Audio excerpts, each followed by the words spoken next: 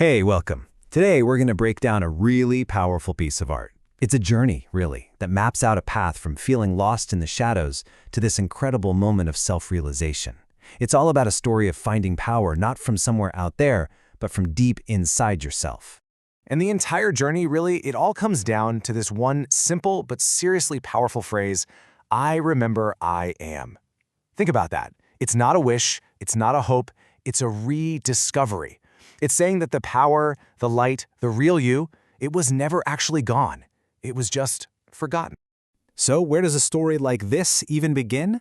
Well, Act 1 kicks off in a place that I think is pretty familiar to a lot of us. It starts with that feeling of searching, of being convinced that the answer you need is somewhere else, somewhere far away from you.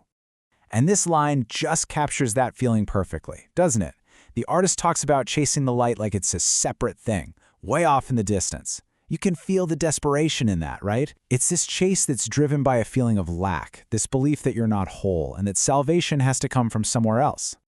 Okay, so here's where it gets really interesting, because you see this huge conflict.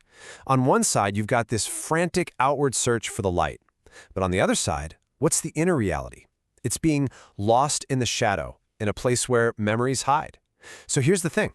All the energy is being spent looking outside, but the real problem, the real work to be done, is happening inside, in the dark.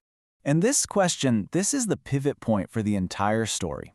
After all that chasing, all that praying to some outside force, what actually happens when you finally stop and you turn that focus around? From out there to in here.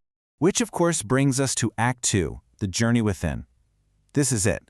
This is the moment the external search finally grinds to a halt, and the real, honest work of transformation actually starts.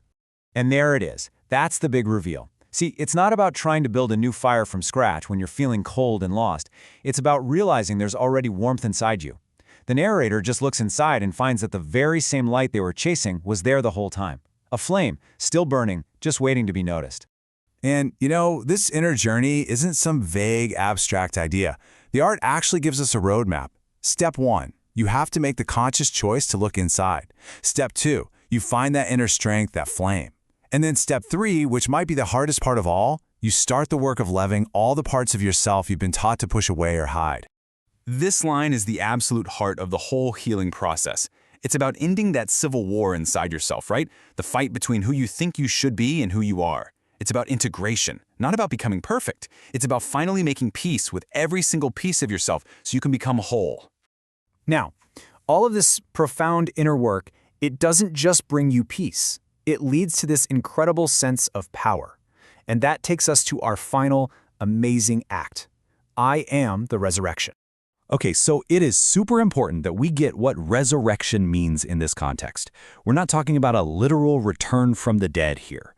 This is a spiritual rebirth. It's the act of taking back the power and the sense of self that was always there, just buried under all the doubt and the fear and the shadows. And this is the anthem for this new reality. The shift here is just massive. We go from passively praying for a better day to actively declaring, I'm not waiting to be saved. The Savior isn't coming from somewhere else. Why? Because the huge realization is, I'm the return. I am the one I was waiting for. And that newfound power, it becomes real. It becomes physical. The body is no longer just a body, it's a temple. The heartbeat isn't just a beat, it's a hymn. And the source of power, the king, isn't on some throne far away, it's in my bones. The power is no longer external, it's part of you.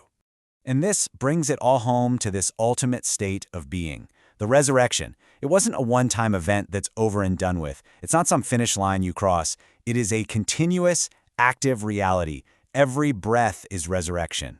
Every single moment is a brand new chance to remember who you are and to reclaim that power.